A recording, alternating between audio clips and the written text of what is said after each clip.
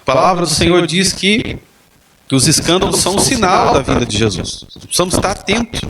Em vez de a gente ficar aborrecidos apenas, em vez de a gente às vezes ficar decepcionados, nós deveríamos perceber isso como um sinal, um dos grandes sinais do retorno de Jesus. Ele falou que no final dos tempos aconteceu, os escândalos viriam, a apostasia, ela aumentaria, né? Convém, a palavra do Senhor diz que convém que venham os escândalos, mas claro, o texto também diz, ai daqueles por quem vem o escândalo.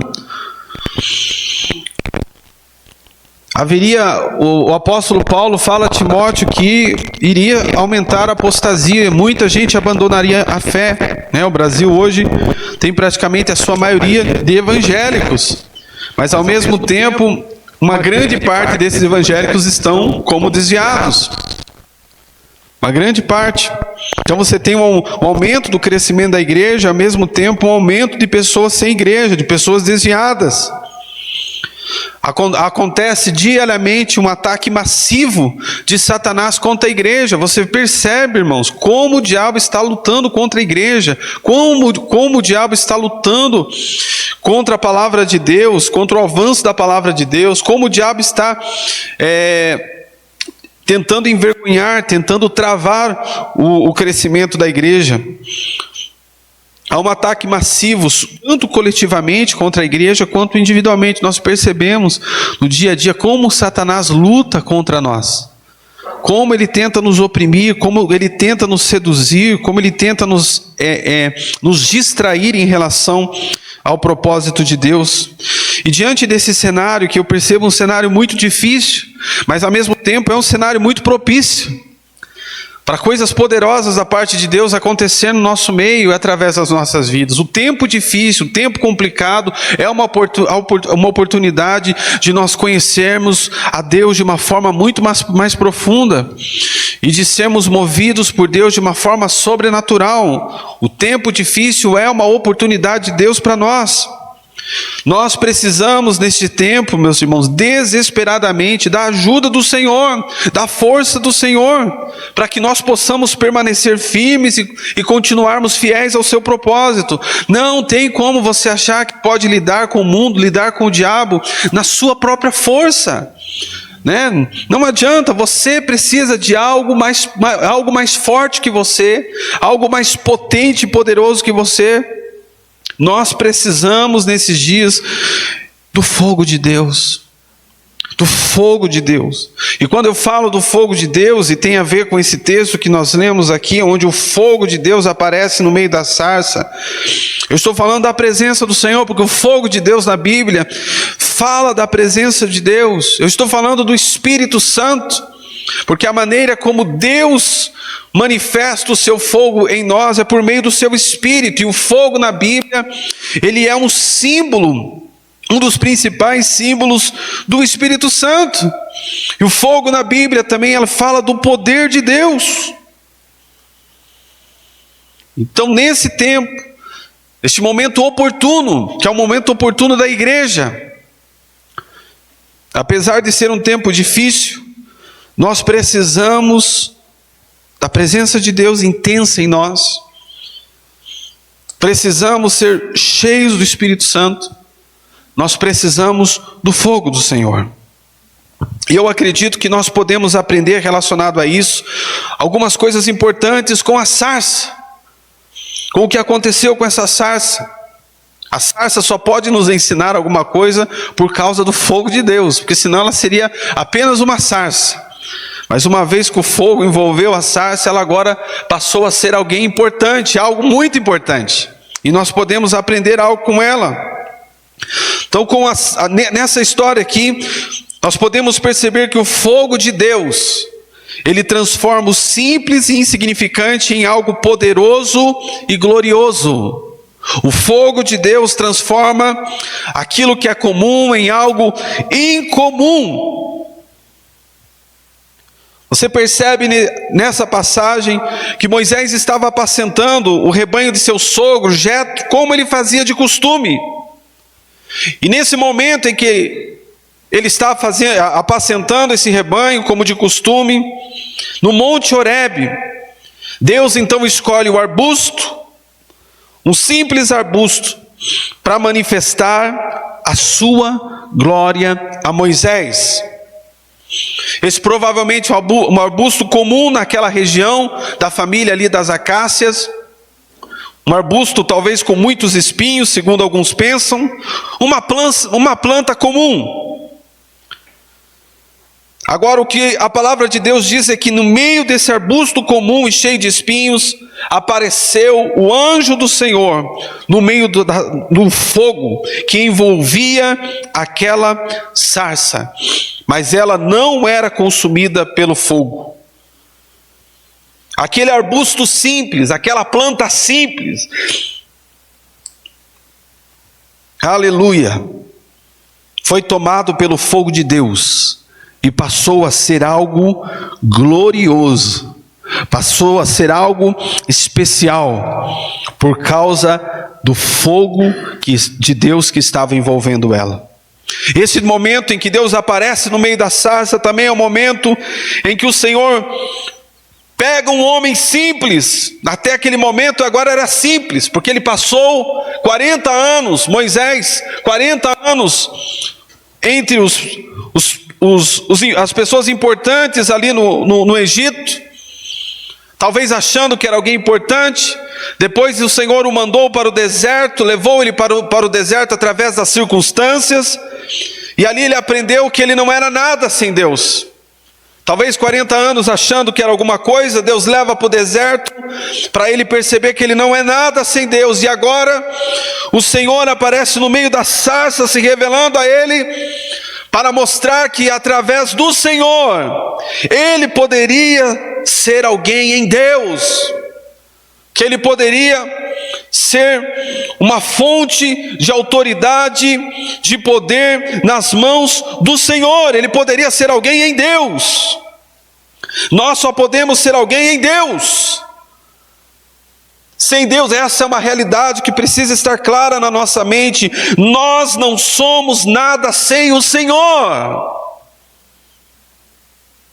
Nós não podemos bater no nosso peito em nenhum momento e dizer que somos alguma coisa.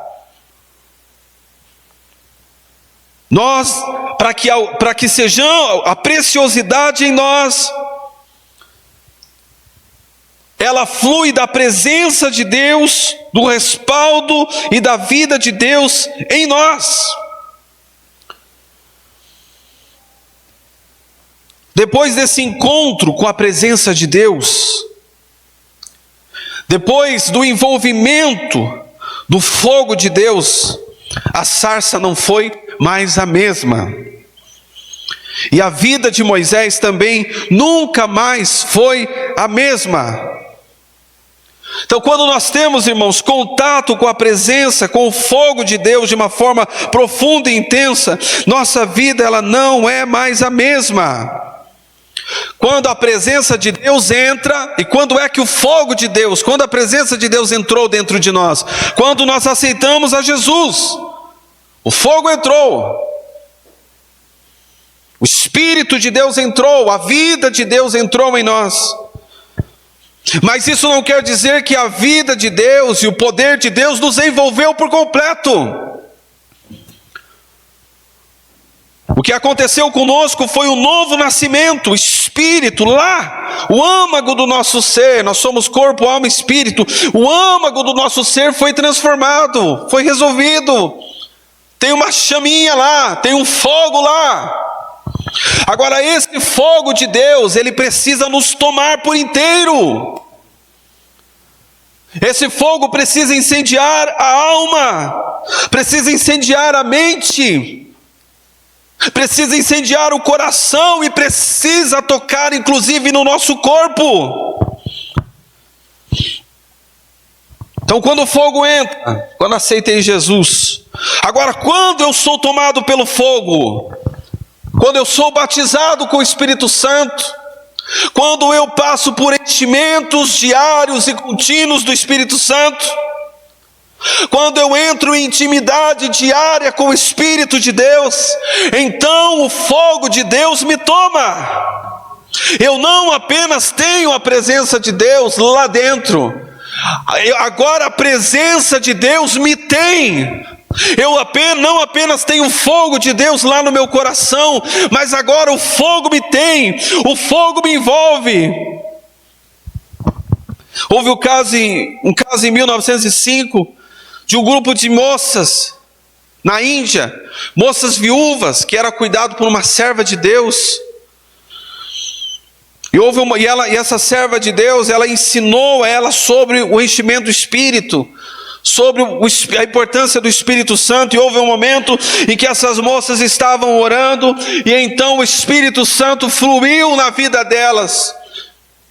E especialmente uma delas, apareceu como que um fogo nela, algo que foi visível, porque teve uma outra moça que ficou assustada, achando que ela estava pegando fogo, e foi atrás de um balde com água para jogar nela. E quando ela estava fazendo isso, então ela percebeu que essa chama que ela estava vendo na sua colega, não era uma chama natural, mas era um fogo espiritual. E não só aquela mulher que estava com esse fogo foi cheia do Espírito, mas as outras moças também foram cheias do Espírito Santo e foram marcadas por um avivamento de Deus. Na Rua Azusa, onde teve o maior avivamento depois do Pentecoste, o maior avivamento da história, ali em 1905, 1906, nós somos fruto deste avivamento.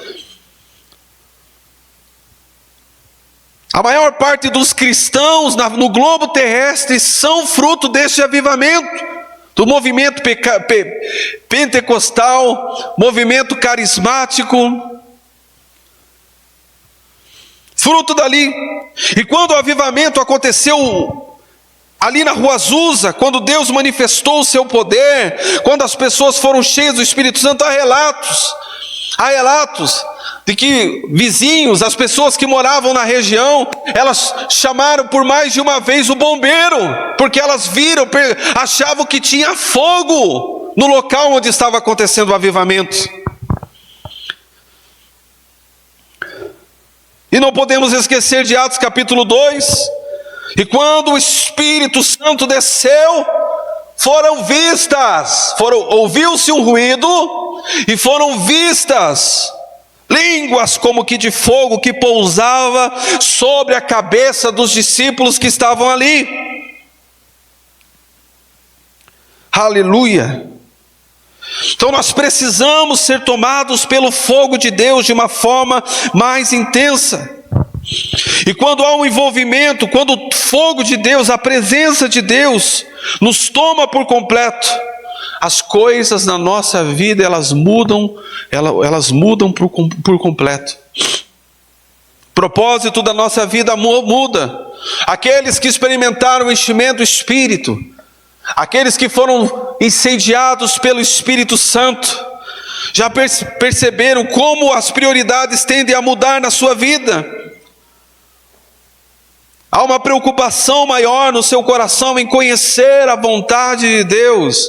Há uma preocupação maior no seu coração em saber o que de fato agrada ao Senhor. Há uma preocupação maior no seu coração em fazer aquilo que esteja de acordo com o sonho de Deus para a sua vida.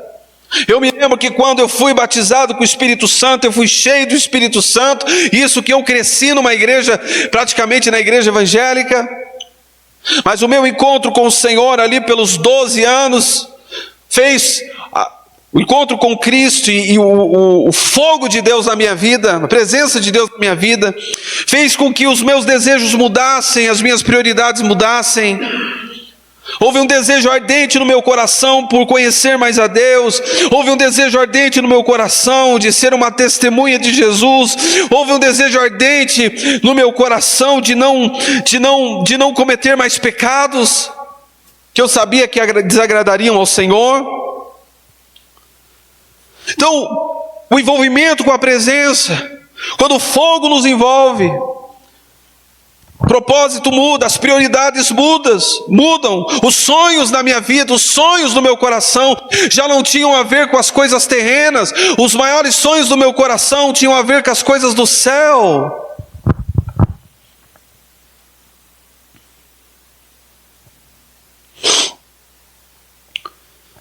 A maneira de enxergar o mundo muda.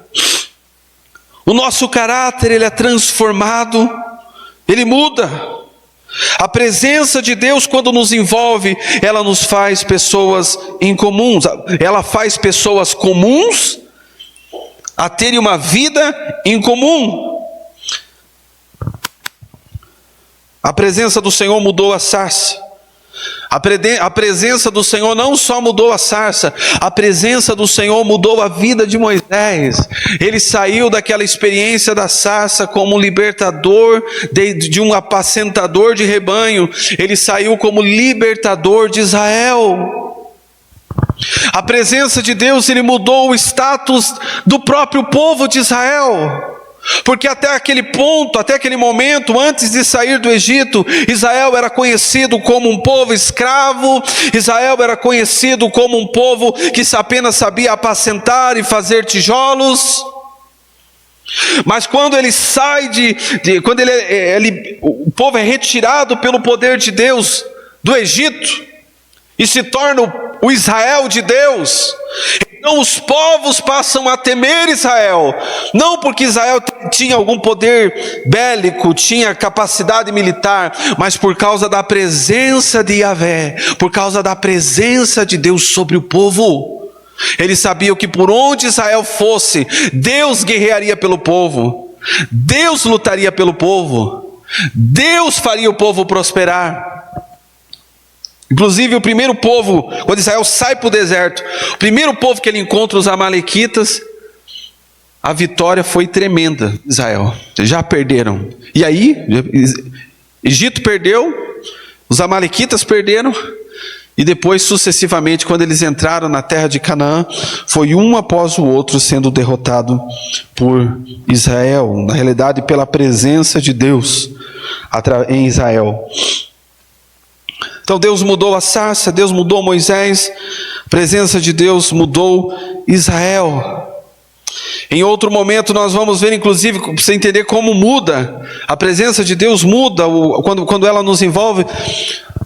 Houve um momento que Moisés sobe ao monte, no Monte Sinai, já não era no Monte Horebe, vai ao Monte Sinai, e ali ele passa 40 dias ouvindo e recebendo do Senhor, ministrando na presença do Senhor.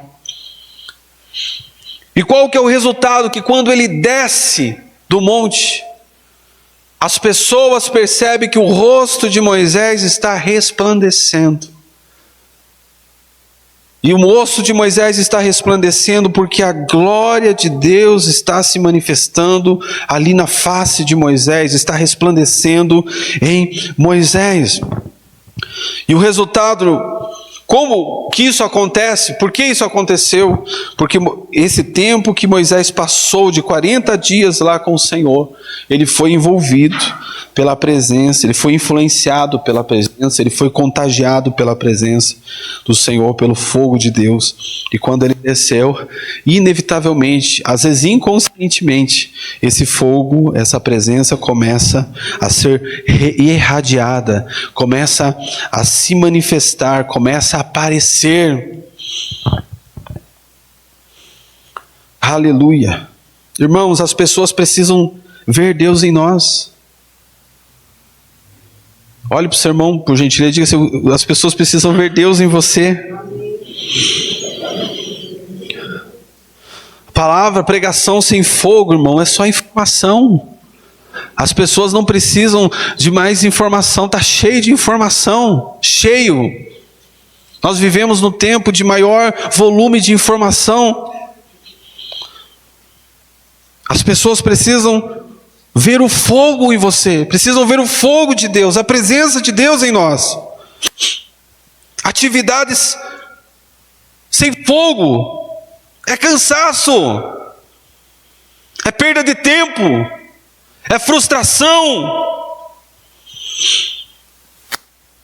Nós podemos fazer um monte de programações na vida da igreja, nós podemos bolar um monte de ideias, mas se não tiver o envolvimento do fogo de Deus, vai ser só cansaço, dinheiro jogado fora e perda de tempo. Inclusive, nós não vamos conseguir competir com o mundo. O mundo tem mais dinheiro, o mundo tem muito mais recurso. As raves, as baladas do mundo são muito melhores do que um evento que nós possamos fazer estruturalmente falando. E deixa eu falar, os irmãos, a maior parte dos irmãos aqui são das antigas. E os irmãos sabem que os eventos que nós fazíamos no passado não tinha muito recurso não. Mas era banhado pelo poder e pela glória de Deus. E nós víamos os jovens sapecando no Espírito, fumegando no Espírito. Nós víamos os irmãos torrando na presença de Deus, chapados do Espírito Santo. E às vezes o Senhor nos chama para nós pegarmos as ferramentas antigas e colocarmos no arado, colocarmos no campo, porque Ele está dizendo que Ele fará com que essas ferramentas prosperem. Ele fará com que essas ferramentas tenham o resultado devido. Aleluia! Tem que ter fogo de Deus. Veja a história. Veja a história. A igreja, ela causava impacto na sociedade. A igreja causava impacto na sociedade por causa do fogo.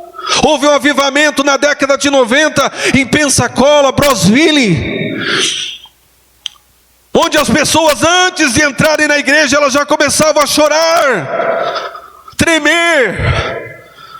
Teve um pastor que eu estava vendo uma reportagem dele esses dias, que ele era resistente ao avivamento, resistente a esses moveres do Espírito, mas por causa do que estava acontecendo na região lá, ele foi lá para ver. Quando ele chegou no estacionamento, ele ficou 1h30 dentro do carro e não conseguiu descer, por causa da presença de Deus naquele lugar, tremendo e chorando.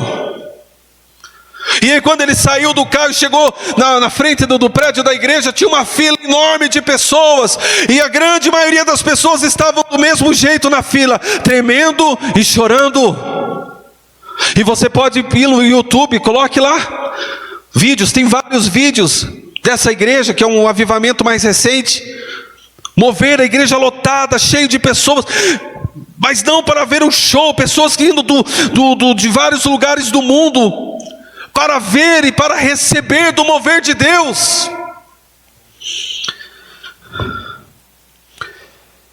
O fogo de Deus precisa urgentemente tomar as nossas vidas. Eu anseio por isso, eu dou tudo por isso, tudo por isso, para que o fogo do Senhor me tome, me incendeie, porque o meu desejo não é que as pessoas me vejam mais, o meu desejo é que as pessoas vejam o Senhor na minha vida. Se o Senhor estiver na nossa vida, bastará uma palavra.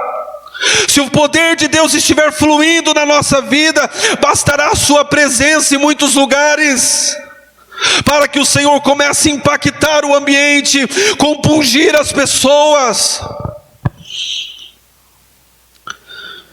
Irmãos, a maior parte da evangelização no nosso país, feito pelo movimento pentecostal, foi feito por pessoas simples.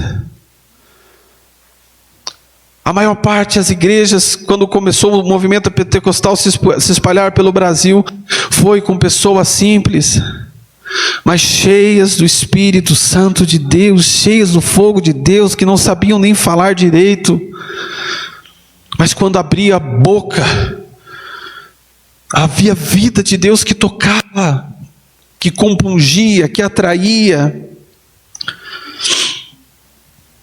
O Senhor está nos chamando para sermos como os faróis antigos, né? Como eram feitos os faróis antigos? Eles não tinham energia elétrica. O que produzia aquela luz que chamava a atenção dos navios que estavam longe, no meio da neblina, era o fogo. A luz era irradiada por fogo, por uma fogueira.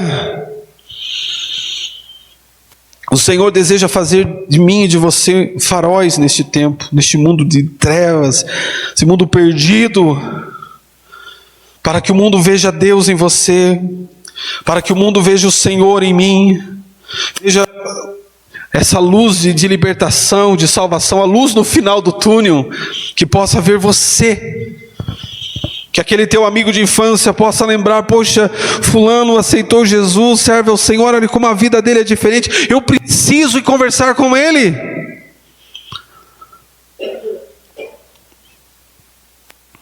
O poder do Espírito Santo nos transforma. 1 Samuel capítulo 10, versículo 6, quando Samuel chega para Saul, e Saul está no meio de outras pessoas que estavam profetizando, e aí ele começa a profetizar também, e o Senhor diz para ele: o Espírito do Senhor se apoderará de ti, e profetizarás com eles, e tornar-te-ás um outro homem. Tem tudo a ver com fogo, fogo tem a ver com o Espírito Santo tem a ver com fogo. E o que ele está dizendo é que quando este fogo viesse sobre ele, quando o Espírito viesse sobre ele, ele seria transformado em um outro homem. O que nós precisamos para nos tornar pessoas melhores em Deus, o que nós precisamos para vencer o pecado, o que nós precisamos para sermos um canal do Senhor, é do Espírito Santo envolvendo a nossa vida e se apoderando completamente de nós. Nós não podemos deixar que o Espírito fique só no nosso espírito. Ele precisa envolver toda a nossa vida. Se nós formos lá para Atos capítulo 2, nós vamos ver os discípulos empolgados, cheios do Espírito, ousados, intrépidos, corajosos. Mas antes de Atos 2, se nós formos lá em João capítulo 20, versículo 19, nós vamos ver um grupo de discípulos diferentes. João 20, 19 diz: chegada pois a tarde daquele dia, o primeiro da semana, e cerradas as portas onde os discípulos, com medo dos judeus, se tinham ajuntado, chegou Jesus e pôs-se no meio deles e disse-lhes: paz seja convosco. Então o que nós vemos antes do Pentecostes é um grupo de discípulos acuados, que andaram com Jesus, ouviram de Jesus, conheciam os ensinos de Jesus, foram bem instruídos por Jesus, mas estavam acuados diante da perseguição. Mas depois de Atos capítulo 2, depois que o fogo envolveu a vida deles, depois que a presença de Deus envolveu a vida deles, nós vamos ver esses discípulos corajosos, dispostos a morrer pelo Senhor, pregando para os judeus com autoridade. Eles estavam fugindo dos judeus, depois nós vamos ver eles pregando para os judeus. Isso é o que a presença de Deus faz conosco, meus irmãos. Deus deseja nos envolver com a sua glória, deseja nos encher com o seu Espírito. Agora você precisa desejar isso. Eu estou falando aqui mostrando um cenário do que Deus pode fazer e do que Ele já fez. E do que Deus tem feito com muitas pessoas. Mas a questão é: você quer que o fogo de Deus te envolva? Moisés poderia ter saído correndo daquele lugar, mas ele ficou. E quando ele ouviu a voz de Deus falando do meio do fogo, ele falou: eis-me aqui. Havia um desejo no coração de Moisés de ser um instrumento do Senhor. O desejo dele, o nosso desejo tem que ir de encontro ao desejo de Deus de nos encher, ao desejo de Deus de nos envolver. Então o Senhor, é claro na palavra do Senhor que o Senhor deseja nos tomar com o seu Espírito, que o Senhor deseja nos encher com a sua presença. Mas a pergunta é: você deseja ser tomado pelo Espírito de Deus, ser cheio do Espírito Santo? Ou você deseja continuar sendo apenas alguém que participa da vida da igreja, alguém que apenas cumpre uma rotina de culto, alguém que apenas faz alguma função na vida da igreja? Cumprir e ir para a sua casa, ir para o seu trabalho, voltar do seu trabalho, sair com a sua família, voltar para a sua casa, dormir e levantar e assim por diante. É apenas isso, assim está bom para você? Se assim estiver bom para você, beleza, Deus não vai forçar. Mas não adianta você esperar que as coisas sejam diferentes e que a sua vida possa causar algum impacto, porque não tem como. As tuas capacidades naturais, elas são limitadas. Você pode ter até alguma habilidade natural, mas isso é limitado. E Deus quer fazer com que essas coisas naturais sejam ofuscadas, para que a luz dele seja irradiada de você. E a sua vida possa realmente produzir transformação aonde você estiver. A gente percebe em Moisés que apesar da pouca revelação que eles tinham, irmãos, o que se tinha de texto bíblico até Moisés, não se tinha. Se tinha o conhecimento oral. Né? Moisés foi o escritor dos 5 primeiros livros da Bíblia. Como que ele escreveu? O que ele foi ouvindo dos seus antepassados, né? Ele foi depois escrevendo. Então o conhecimento que se tinha até aquela época, escrito, era muito pouco. E as informações que eram passadas de maneira oral, as histórias que eram contadas e passadas de pai para filho, e dos líderes iam passando para o povo, eram poucas. É o conteúdo aí, e aquilo que ele estava vendo acontecer ali, conforme o Senhor ia usando ele, conforme ia acontecendo com o povo de Israel.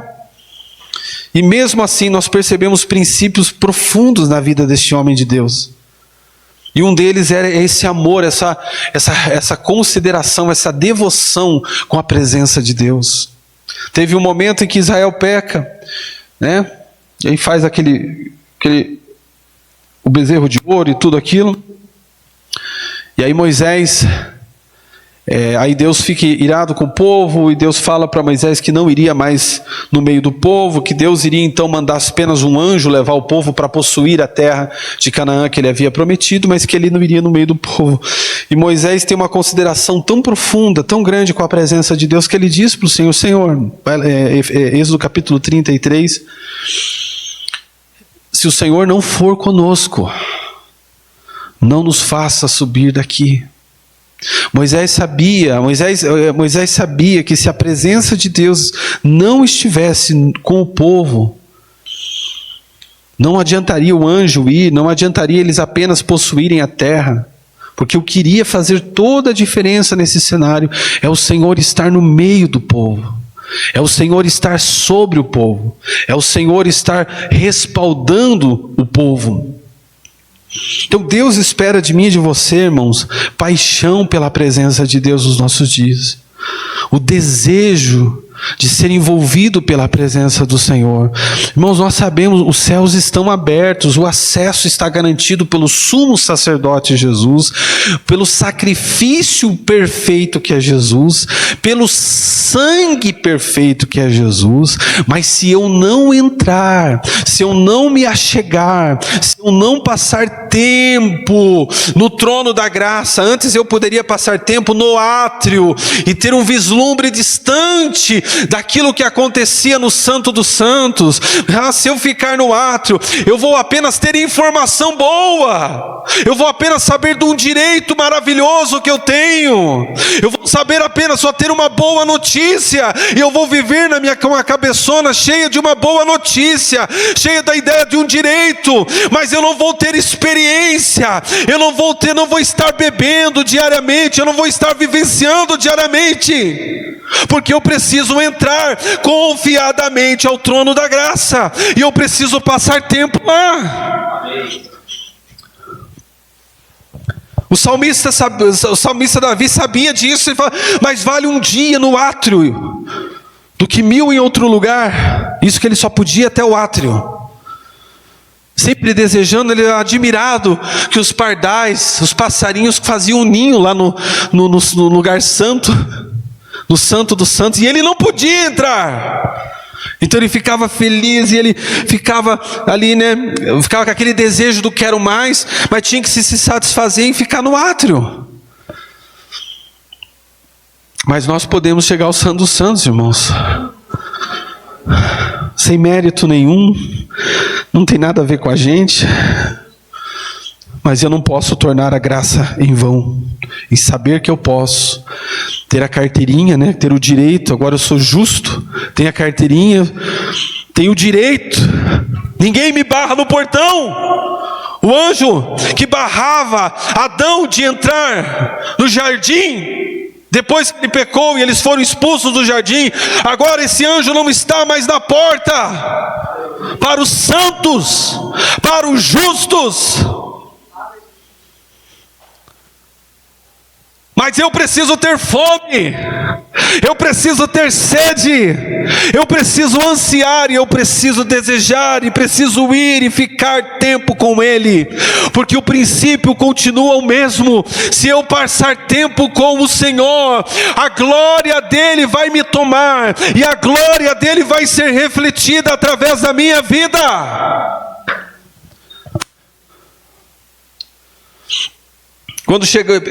Quando chegaram para Pedro e perguntaram, depois que Jesus tinha sido preso para ser crucificado, e aí os discípulos deram aquela bambeada e a maioria fugiu, e aí Pedro ficou acompanhando Jesus de longe. Quando Pedro estava num lugar ali perto de uma fogueira, uma pessoa chegou para ele e disse para ele: você é um deles, você parece com um deles. Ele negou,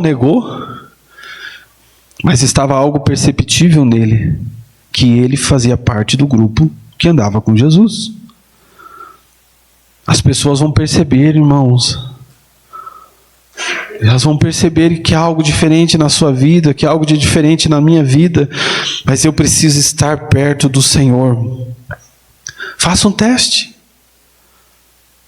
Você pode até talvez não concordar com tudo que eu estou dizendo, mas faça um teste. Comece a orar como você nunca orou a partir de hoje. Faça um teste. Pegue a palavra, abra a palavra. Comece a ler as Escrituras com fome de ouvir a voz de Deus e comece a tirar tempo, mais tempo do que você estava tirando. Comece a jejuar. Não jejuar para você comprar algo de Deus, mas jejuar para você humilhar a sua carne, humilhar o seu coração na presença do Senhor. Expressar a sua fome pela presença de Deus.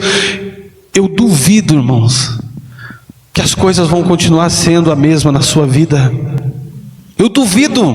E eu falo para você: faça essa prova, mas faça com o coração correto.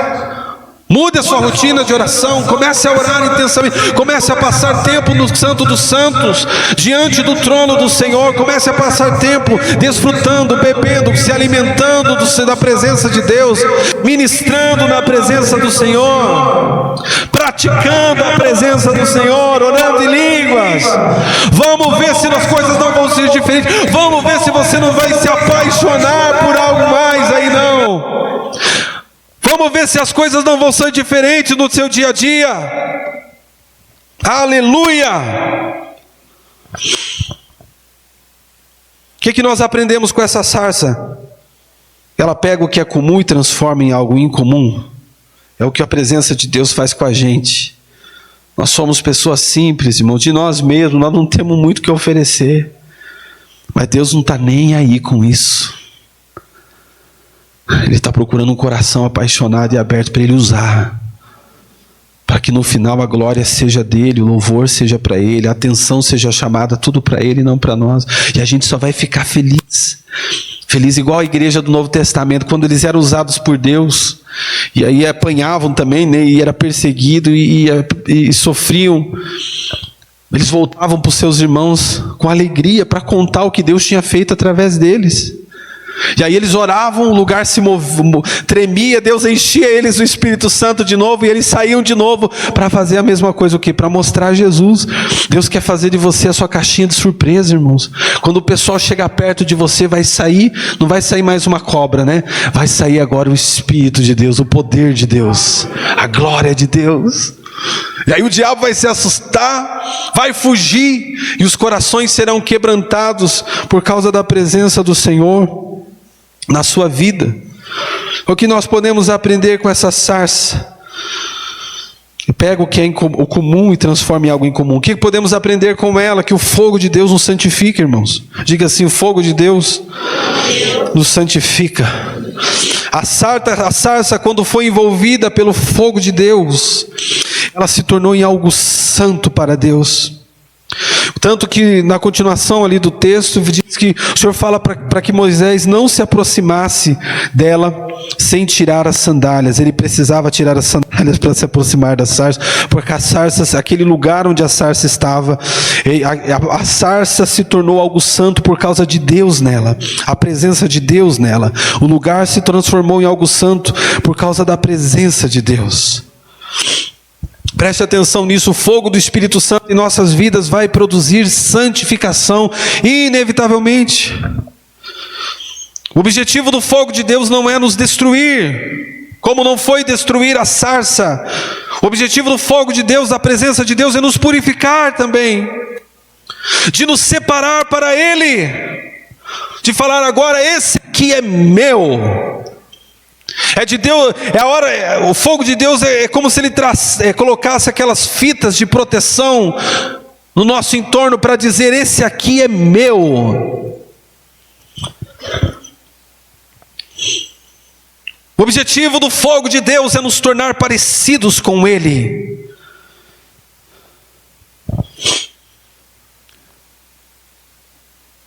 Aleluia. O fogo de Deus não vai dividir você com mais nada e com mais ninguém. O Espírito Santo de Deus, Tiago capítulo 4, versículo 5, diz que ele tem ciúmes, tem zelo, tem cuidado nesse sentido.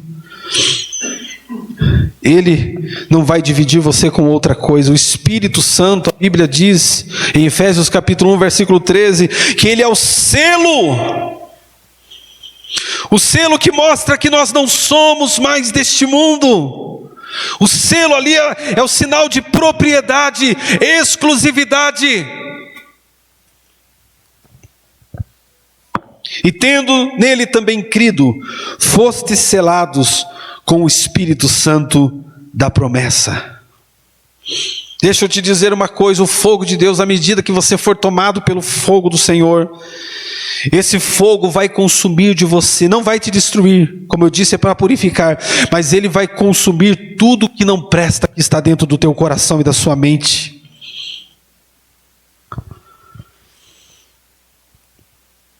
Ele irá destruir as obras da carne, a prostituição, o adultério na mente, a mentira, a cobiça, a ambição.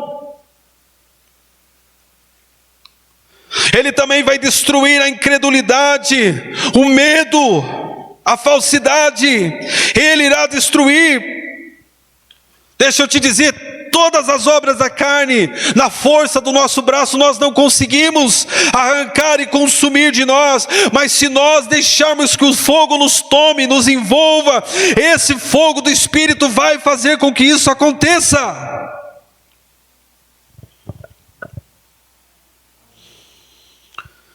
Tiago capítulo 4, versículo 4, o Senhor não vai te dividir com o mundo. Não adianta você achar que você pode estar um pouco com Deus e um pouco com o mundo. Que você pode ter uma área da sua vida chamada área religiosa ou a área espiritual, e uma outra área chamada área secular, onde Deus não entra. Área privada, onde Deus não faz parte. Você pode fazer as coisas do seu jeito, se envolver com amizades do seu jeito, falar as coisas que vem na sua cabeça e fazer tantas outras mais que você possa estar nessa situação, sabe? Deus não vai dividir. Deus não vai dividir você com dinheiro, com mamão. Deus não vai dividir.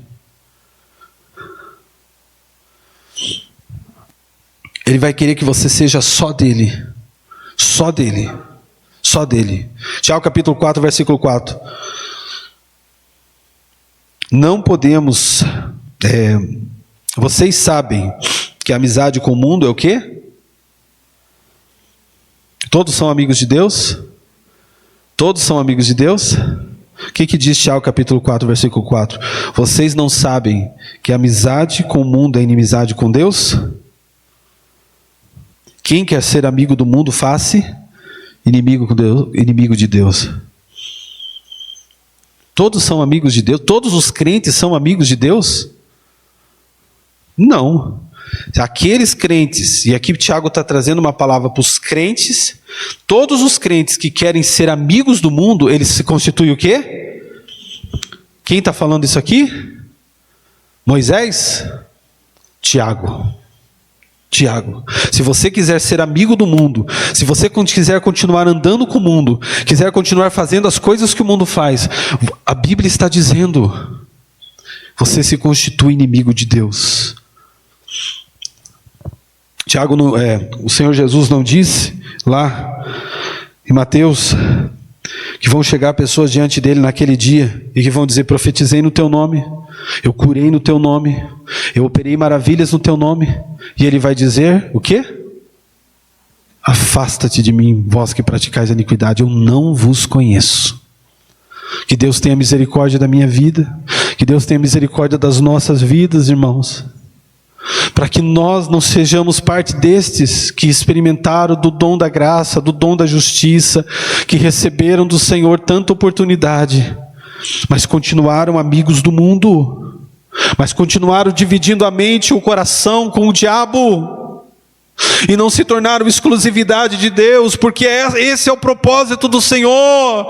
Tanto lá no Antigo Testamento era fazer de Israel o seu reino de sacerdotes, um povo exclusivo para irradiar, a ideia era essa, irradiar de Israel o conhecimento de Deus para o mundo. E no Novo Testamento, por causa do sacrifício de Cristo, agora não está limitado a um grupo de pessoas, a uma classe sacerdotal, mas todos aqueles que se achegam a Cristo, creem em Cristo, entram na presença de Deus através de Cristo. O desejo de Deus agora é fazer um reino de sacerdotes de todos os povos e de todas as nações.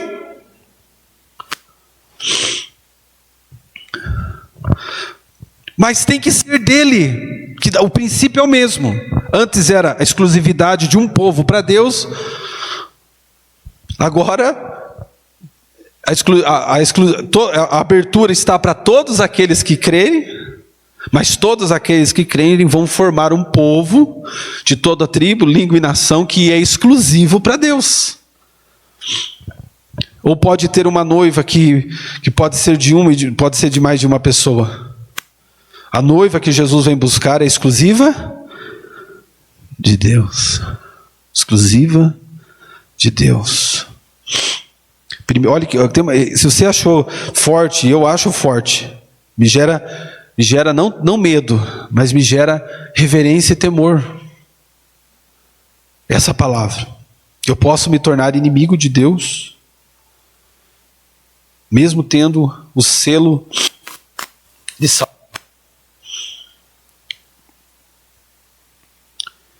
1 João 3,10 diz, olha, esse aqui é mais forte ainda: nisto são manifestos os filhos de Deus e os filhos do diabo. Qualquer que não pratica a justiça e não ama seu irmão, não é de Deus.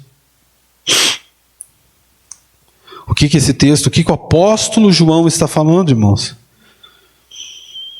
Que pode ver pessoas no meio dos santos, no meio dos salvos, no meio da igreja, que tem laços com o diabo.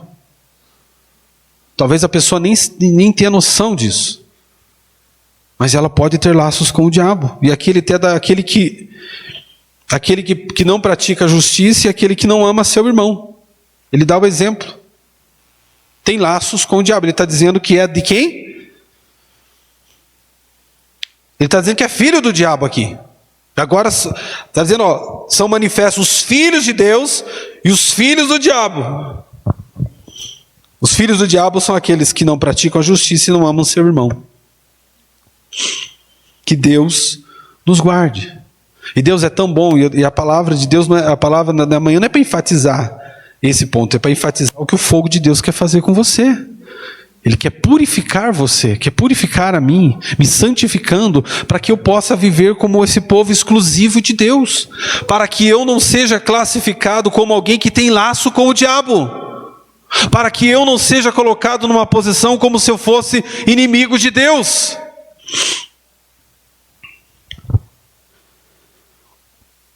Então o fogo de Deus transformou aquela sarça em algo santo. O fogo de Deus separou Moisés para ser um instrumento santo. O fogo de Deus separou os hebreus, separou Israel para ser um povo santo. E o fogo de Deus está separando você, está separando a mim. O fogo de Deus separa a igreja para ser santa, porque é Ele que vai aparecer através da igreja.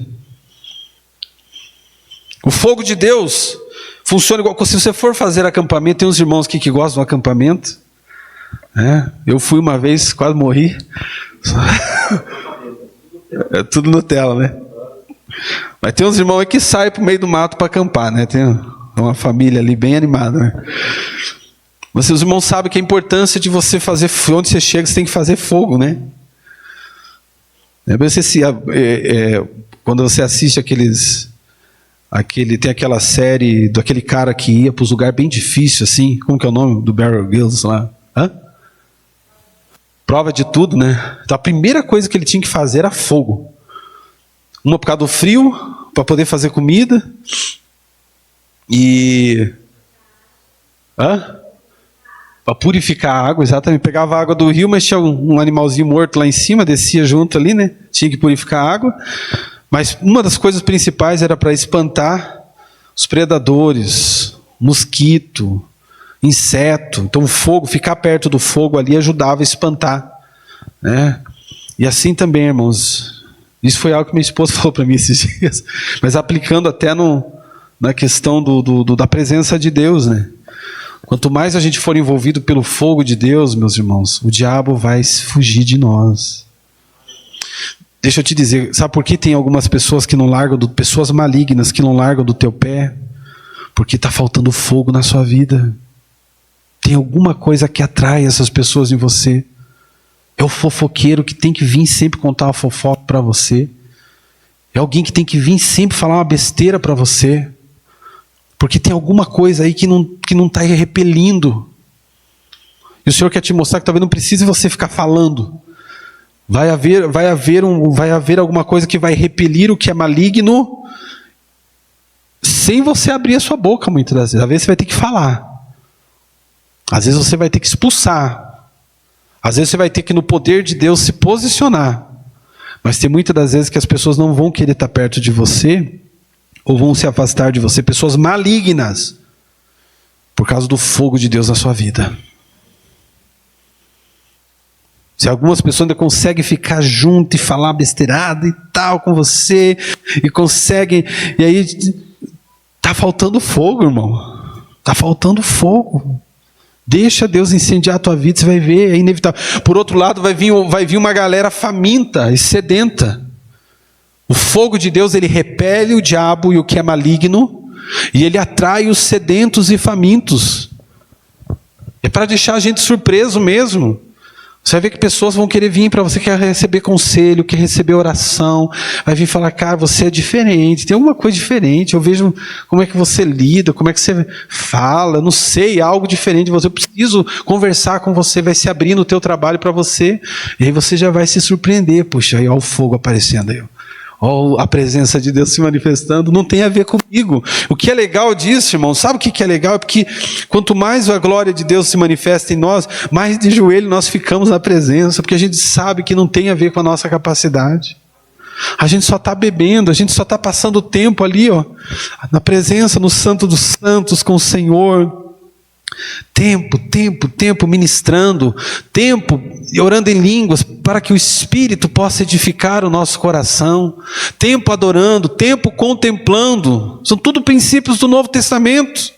Contemplação, não é o que Paulo diz lá aos Coríntios, que a contemplação ela vai produzir transformação, é como o espelho, né? Você está no espelho, e a imagem. E Jesus é o espelho, né? E é como se você, ao olhar para Jesus, a imagem que você vê lá, ela vai ser refletida em você. É mais ou menos isso, mas a ideia é essa. Ele diz que o crescimento ele é de glória em glória, para que nós nos tornemos parecidos com Ele, para que a imagem dele se manifeste. através de nós, né? Teve um momento que uns discípulos lá, sem fogo, né? Os discípulos que não eram discípulos de Jesus, mas tinham visto, né? Não eram nem discípulos, mas eram uns camaradas que viram o pessoal expulsando demônio, e aí foram tentar expulsar um demônio, e o que aconteceu com eles? Apanharam dos demônios, dos endemoniados. E aí o demoniado falou para ele: Jesus, nós conhecemos. Paulo, também. Mas e vocês? Vocês estão lascados. E eles apanharam pra caramba, irmão. E tiveram que sair correndo. Nós saímos pelado ainda. Deus não quer que nenhum de nós sejamos envergonhados. E Ele não permitirá isso se nós estivermos envolvidos pelo fogo de Deus. Eu preciso do fogo, eu quero ser santificado pelo fogo, irmãos. Sabe o que é legal disso? Porque eu estou falando de coisas que Deus quer fazer. Ó, Deus quer te santificar, Deus quer te encher, Deus quer te envolver. Você está vendo que a obra é uma obra vinda de Deus. A tua parte, crer, receber, obedecer ao que Ele está te mostrando, falando com você, investir tempo na presença dEle. Queria que você se colocasse de pé neste momento. O fogo de Deus nos santifica. Diga: o fogo de Deus me santifica. E o fogo de Deus capacita para a obra. O que aconteceu com a sarça? Ela se transformou num instrumento para que a voz de Deus se manifestasse e falasse com Moisés. O fogo de Deus também transformou Moisés no libertador de Israel. A presença de Deus, quem deu autoridade para Moisés falar ao povo, irmãos? O cara, 40 anos no deserto, sai do deserto, chega no meio do povo, agora fala: Deus vai tirar vocês daqui. E o povo cai na dele, entra na dele. Que autoridade esse homem tinha? Talvez ninguém conhecia mais a história de Moisés, sabia dele, 40 anos longe. Mas Deus havia revestido ele com a sua autoridade. E é por isso que quando Moisés falou, ele junto com Arão, o povo entendeu que havia algo de Deus naquilo. Então a presença de Deus capacitou Moisés. A presença de Deus capacitava os profetas no Antigo Testamento a profetizarem, os sacerdotes a exercer o sacerdócio, os reis a exercerem o reinado. Assim foi com Saul, assim foi com Davi, o Espírito Santo envolvendo. A presença do Espírito Santo capacitou Jesus a exercer o seu ministério, curar enfermos, dar vista aos cegos, colocar em liberdade os cativos. A presença do Senhor capacitou os discípulos, capacitou a igreja. E a presença do Senhor pode capacitar a mim e a você. O Senhor quer que você se empolgue com essa verdade, se alegre com essa verdade, de que Ele pode te capacitar, de que Ele quer te capacitar. Aleluia! Você será um instrumento poderoso no reino de Deus. O Senhor escolheu a sua vida. Você não está aqui neste lugar, nesta igreja, neste tempo por acaso. Deus escolheu você para um tempo precioso e para ser um instrumento precioso nas suas mãos. E a maior arma que nós temos contra Satanás agora é a presença de Deus. O diabo tem medo da presença de Deus. Os demônios têm medo da presença de Deus. E Deus deseja irradiar, não esqueça dessa palavra. Deus deseja irradiar a sua presença através da sua vida nesses dias. Há pessoas no seu trabalho que o Senhor deseja tocar, e você não deve esperar que seja fulano ou ciclano um instrumento de Deus. Deus escolheu a você. Ele quer colocar a palavra na sua boca. Ele quer manifestar a autoridade através das suas mãos. Ele quer que você fale, conte para eles daquilo que você tem visto e ouvido do Senhor. Ele quer que você ministre sobre esta pessoa sem medo, e você verá que o fogo que arde no seu ser, ele sairá da sua boca, ele tocará esse coração, ele transformará esta vida.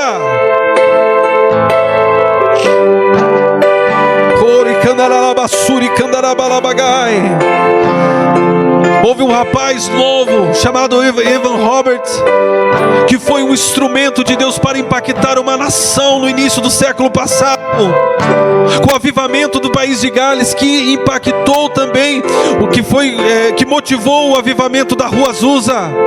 Foram mais de 100 mil pessoas tocadas por Deus.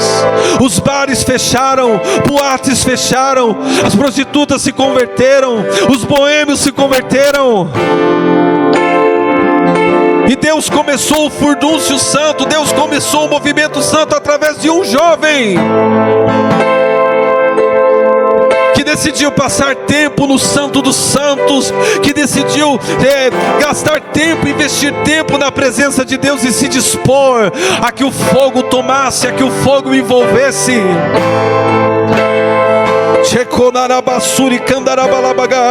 Eu quero que a presença do Senhor irradie na minha vida. Feche os teus olhos neste momento. Eu quero que você ore, que você clame ao Senhor, que você se disponha em oração ao Senhor.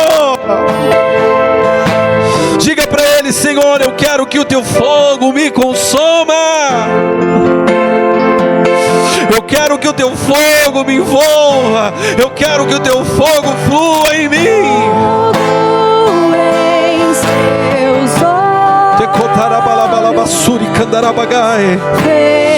O Espírito Santo deseja mover na tua vida. O Espírito Santo de Deus deseja mover na tua vida. Todos outros amores. Entenda essa mensagem nesta manhã como um chamado de Deus, um chamado para ser incendiado pelo Espírito Santo, um chamado para ser tomado pelo Espírito de Deus.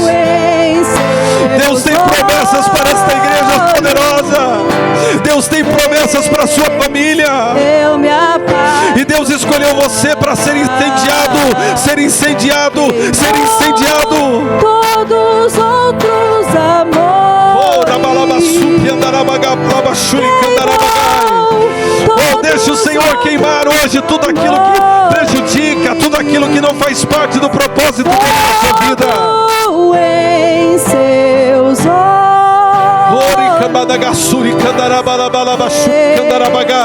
eu me apaixonar. Oh, aleluia, aleluia, aleluia, aleluia.